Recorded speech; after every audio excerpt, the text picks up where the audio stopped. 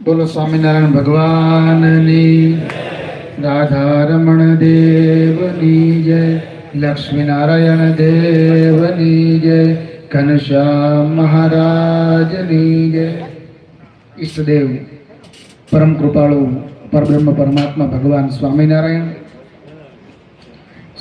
ભગવાનની પૂર્ણ કૃપાથી ખાંભા ગામને આંગણે ગુરુકુલના પાવન પ્રાંગણમાં આજના દિવ્ય ભવ્ય શાકોત્સવની આ સત્સંગ સભામાં જેમના આશીર્વાદથી આવો દિવ્ય માહોલ સર્જાયો છે એવા પરમ વંદનીય પ્રાતઃસ્મરણીય ગુરુતુલ્ય પૂજ્ય રાધારમણ સ્વામી, મંડળના તમામ સંતો, આજના પાવન પ્રસંગે જેમની વિશેષ ઉપસ્થિતિ છે એવા વયોવૃદ્ધ તપોનિષ્ઠ ભજનાનંદી સંત, 96 વર્ષ રનિંગ જેમનું ચાલે છે અને એકદમ સ્વસ્થ રીતે તમારી સામે દર્શન આપી રહ્યા છે એવા પૂજ્ય હરિચરણ સ્વામીની ઉપસ્થિતિ છે. પરમ વંદનીય પ્રાતઃસ્મરણીય ગુરુતુલ્ય પૂજ્ય શાસ્ત્રી સ્વામી માધવદાસજી સ્વામીની ઉપસ્થિતિ છે, જેમણે હમણાં જ આપને ખૂબ સરસ સત્સંગનો લાભ આપ્યો એવા પૂજ્ય શાસ્ત્રી સ્વામી શ્રીજી સ્વામી એમની ઉપસ્થિતિ છે. જુનાગઢ રાધારમણ ટેમ્પલ બોર્ડના મારા સાથી ટ્રસ્ટી બ્રહ્મચારી સરજુદાસાનંદજીની ઉપસ્થિતિ છે. મારા ગુરુભાઈ કોઠારી સ્વામી, જગતપ્રકાશ રાજી સ્વામી. લગભગ સંતોના નામોલ્લેખ થયા છે એટલે નામ નથી લેતો, પણ ઉપસ્થિત સૌ સંતો અને અમારા પરથી પધારેલા સાંફ્લુકી મુક્તાબા અને આપ સૌ ભક્તજનોને ભાવથી જય સ્વામિનારાયણ. કોઈએ બહુ સરસ કહ્યું છે કે ગામડામાં તમારે કંઈક પ્રસંગ કરવો હોય, માણસો ભેગા કરવા હોય તો તહેવાર જોઈએ, કંઈક તહેવાર હોય તો બધા ભેગા થાય, અને સિટીમાં માણસો ભેગા કરવા હોય તો રવિવાર જોઈએ. આજે તહેવારે નથી, રવિવારે નથી, છતાંય તમે આટલા બધા સંતો, આટલા હરિભક્તો આવ્યા છે. આ ધર્મપ્રકાશ સ્વામીના સંતોનો વ્યવહાર છે. સુંદર મજાની કથા પૂજ્ય શ્રીજી સ્વામીએ કરી. વિશેષ બહુ મારે વાત નથી કરવી, કારણ કે શાપનો વઘાર અહીંયા કરવાનો છે અને અમારા ગુરુદેવને સાંભળવાના છે, અમારા બ્રહ્મચારી સ્વામીને સાંભળવાના છે. ખાલી એટલું જ કહેવું છે કે જેનો સંબંધ પૂર્ણ પુરુષોત્તમની સાથે થઈ જાય, આ જગતમાં એ પૂજાઈ જાય, એની વેલ્યુ થઈ જાય, એની કિંમત વધી જાય.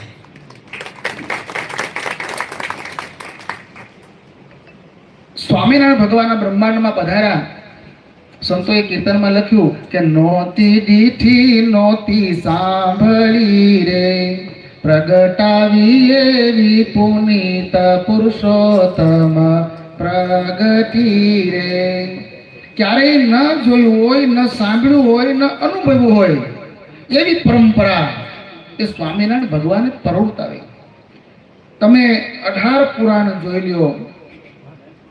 ભગવાન આ પૃથ્વી ઉપર જ્યારે જ્યારે જરૂર પડી છે ત્યારે મચ્છ, કચ્છ, વરા, વામન, ઋષિ, પરશુરામ, રામ, કૃષ્ણ રૂપે પધાર્યા છે.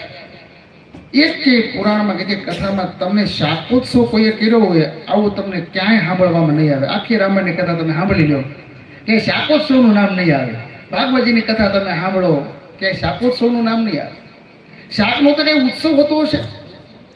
શાક તો આપણા બધાની, જે લોકો હિન્દુ છે, જે વેજીટેરિયન છે, શાકાહારી જે લોકો છે, આ બધાની ઘેરે કાયમ શાક બનતું જ હોય છે. એમાં ઉત્સવ શું? અને ગામડાના લોકો અહીં વિશેષ બેઠા છે, બધા સમજુ છે, બધા વડીલો છે, પણ શેરની વાત કરું તો લગભગ પતિ પત્નીને માથાકૂટનું કારણ હોય તો એ શાક જ હોય, એ જ હોય. બીજું કારણ કે કમાવું તમારે, વાપરવું એને, એમાં બીજી માથાકૂટ ક્યાં? પણ ક્યાંક આ મીઠું ઓછું છે, આમ છે, તેમ છે, ખારું છે, મોડું છે, બધું એમાંથી માથાકૂટ. કાકા આવું બને, રોજ આનું આમ, એવું બધું ચાલ્યા કરે.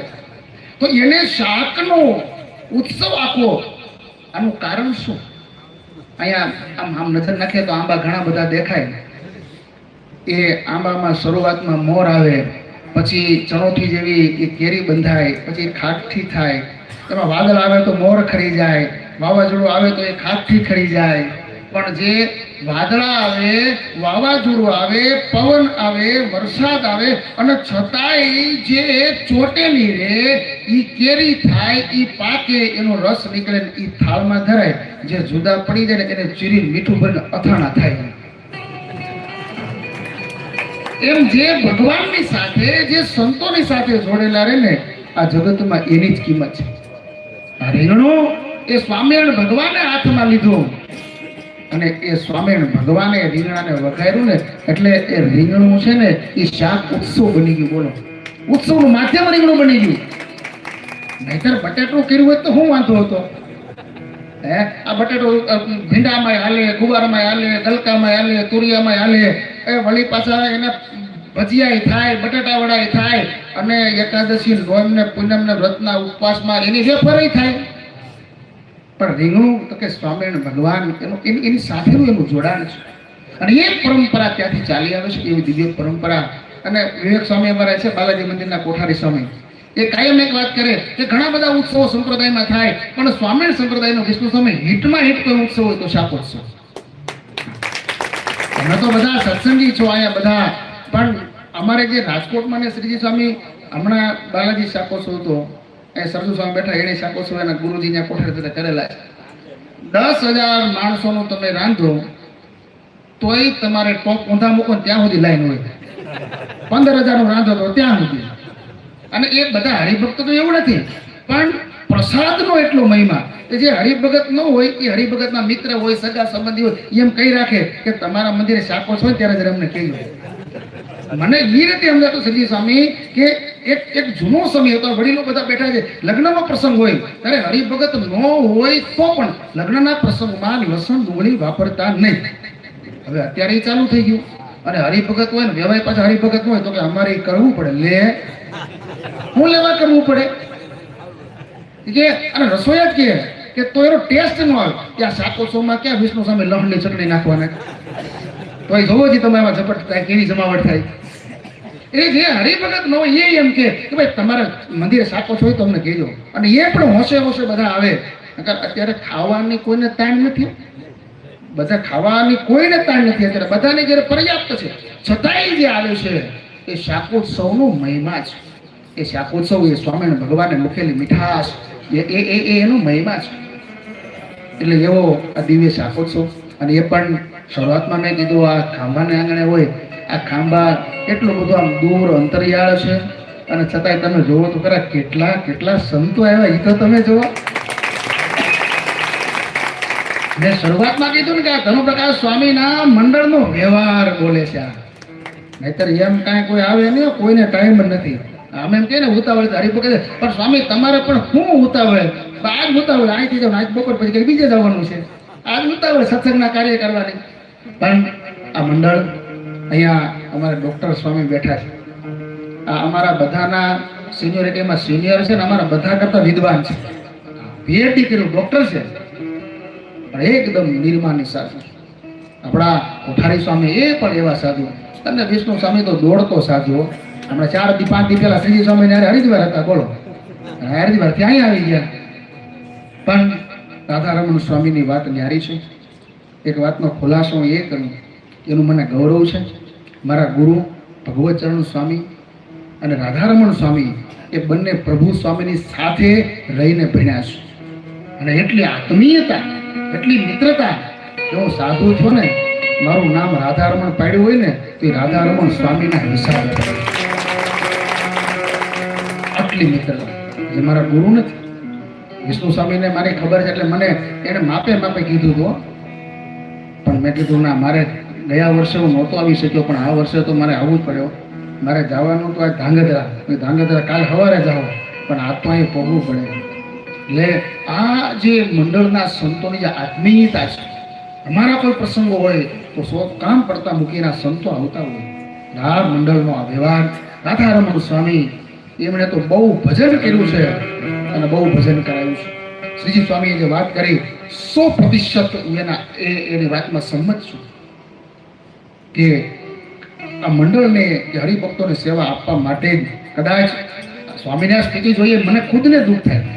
કારણ કે મેં 15-20 વર્ષ પહેલા એ સ્વામીનું જે કાર્ય કરવાની જે ક્ષમતા, એની બોલવાની છટાં અને એ ડંકાની ચોટ ઉપર હરિભક્તોને સાચું લાગશે કે ખોટું લાગશે એ વિચાર વગર કેટલા હરિભક્તો માળા લાવ્યા છો, હાથ ઊંચા કરાવ્યો.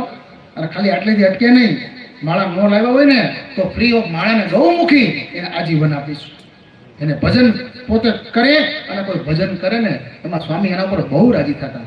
એ સંત આજે હાવ નિવૃત્તિ માર્ગમાં ઉન્મત્ત સ્થિતિમાં જ્યારે બેઠા હોય ત્યારે આપણે ખુદને દુઃખ થાય. પણ જે રીતે મંડળ સેવા કરે, સંતોની સેવાનો જે મહિમા, શિવલાલ શેઠે ભયાત્માનંદ સ્વામી 117 વર્ષની ઉંમર, અને એ વખતે એના પિતાશ્રી ભગા શેઠ 9 લખા શેઠ અને આ તો 12 લખો શેઠ. એ વખતે આથી 200 વર્ષ પહેલા 12 લાખનો આસામી માણસ. તો વિચાર કરો તો કેવું, ત્યારે આ હોનાની કિંમત કાંઈ નહોતી. એ સમયની વાત કરું છું. અને છતાંય આ નગર શેઠ માણસ છતાંય જે ભયાત્માનંદ સ્વામીની સેવા કરી છે, શરીર આખું બગડે. સ્વામી કે હું તારા ઉપર એટલો રાજીથી માગી લે. સ્વામી હું માગું એ તમે આપશો? સ્વામી કે બ્રહ્માંડમાં એવી કઈ વસ્તુ છે હું તને આપી ન શકું? આ તો શ્રીજી મહારાજે મારી આત્મનિષ્ઠાને ચકાસવા માટે મને આ રોગ કર્યો. બાકી એક ફૂંક મારું ને આ રોગ હોય. આવા સામર્થ્યવાન સંત, અને છતાંય રોગને એને એ જવા નથી દીધો. અને શિવલાલે કીધું મને આપશો? તો કે હા. અને ત્યારે એને એવું માગ્યું, આ વાત મને એટલી હૃદય સ્પર્શી જાય. એણે એવું માગ્યું કે સ્વામી તમે મારા ઉપર રાજી થયા હોય ને તો તમારા 14મા દિવસે મહારાજને લઈને તમે મને તેડવા આવજો. સ્વામીએ બહુ ના પાડી કે તારી ઉંમર 33 વર્ષની છે, પત્ની ગુજરી ગઈ છે અને તારા 3 દીકરાઓ, એક 13 વર્ષનો, એક 11 વર્ષનો, એક 9 વર્ષનો, 3 નાના છે. આવું ના માગ. અને છતાંય કીધું કે ગુરુદેવ એક દિવસ તો જવાનું છે. પત્ની ગુજરી ગઈ એ જગ્યાએ હું વયો ગયો હોત તો? સંતોને એ ભગવાનને આપ્યા છે ને, ભગવાન મોટા કરે. સમજણ તો તમે જુઓ. અને એ સ્વામીએ પછી આશીર્વાદ દીધા અને એ ઘટના ઘટી પણ 14માના દિવસે મહારાજની સાથે ભયાત્માનંદ સ્વામી, મુક્તાનંદ સ્વામી, આવા વરિષ્ઠ સંતો એ શિવરાજ શેઠને લેવા માટે આવ્યા. મારો કહેવાનો અર્થ એ છે કે આ સેવાનું મૂલ્ય છે, આ સેવાનું ફળ છે. આ મંડળ પહેલા કહ્યું બહુ નિર્માની, નિર્દોષ, નિખાલસ મંડળ છે. તેમની સાથે હૃદયથી જોડાઈને રહેજો. સ્વામિનારાયણ ભગવાન તમારા ઉપર રાજી થશે. આજના પવિત્ર દિવસે હૃદયથી ઠાકોરજીને પ્રાર્થના કરો કે આ મંડળની સાથે જે લોકો જોડાયા છે, તન મન ધનથી આ ઉત્સવમાં, પ્રસંગમાં જેણે જેણે હાજરી આપી છે, આ સૌના ઉપર ભગવાનની કૃપા કાયમ વરસતી રહે. આવી પૂજ્ય હરિચરણ સ્વામી, અમારા જામુતુર મંદિરના કોઠારી સ્વામી જગત પ્રકાશ સ્વામી, બાલાજી મંદિરના કોઠારી સ્વામી વિવેક સાગર દાદી સ્વામી, મારી સાથે આવ્યા છે મારા પૂજારી ભક્તવત્સલ સ્વામી, અને જૂનાગઢથી પધારેલા વાસુદેવ સ્વામી, તમામ સંતોથી હૃદયથી ઠાકોરજીને પ્રાર્થના કરું કે આપ સૌની ઉપર ઠાકોરજીની કૃપા કાયમ રહે. હૃદયથી ઠાકોરજીના ચરણમાં પ્રાર્થના કરી મારી વિરામ. જય શ્રી